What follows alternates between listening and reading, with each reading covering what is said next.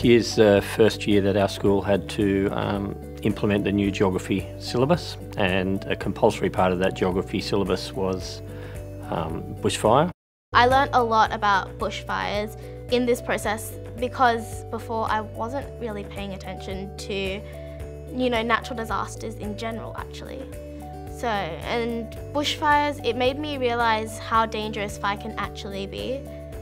I mean, I heard of earthquakes, tsunamis, but bushfires, I've never heard of big ones, and I guess I never realised how close we are to the bush and how susceptible we are to having a bushfire.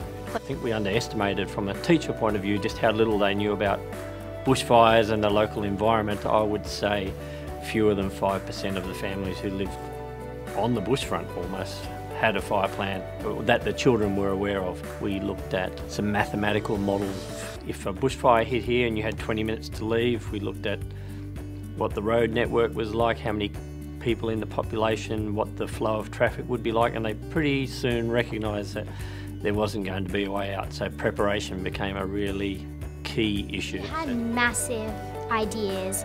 We started off with making underground bunkers for the whole city. Yeah, under the whole city. What do they think as young people would make a real difference to their community? The St Ives community here, it's a fire-prone community. What are the things that they could do? What are the things that they could dream up, come up with and design that could help prepare the community better, enable the community to respond really well if they're threatened by fire?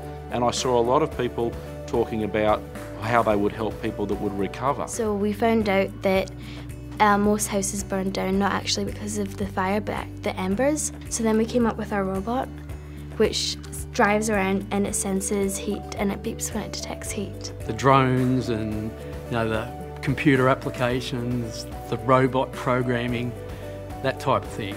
It's just brilliant. Rather than just our community engagement being focused on parents, perhaps we should spend more time focusing on kids, because we get this storm project has shown up the kind of ideas, the enthusiasm, the taste for learning of these kids, and we can tap into that. So what we've got here is the Heartbeat Pro.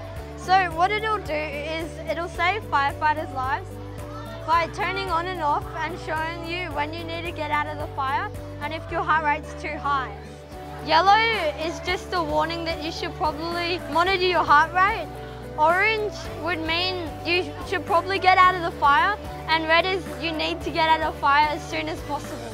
They built their own websites, they've got their own software packages, they've got fundraising ideas, they've got ways of getting volunteering in to help a local community. It was really, really wonderful, and it always reminds me that our future's in safe hands when you see the work of these young people. The main thing that they've learnt from it, from my perspective, is their role in preparation and survival and recovery from bushfire, that they can be really active agents of change in their local community. We know from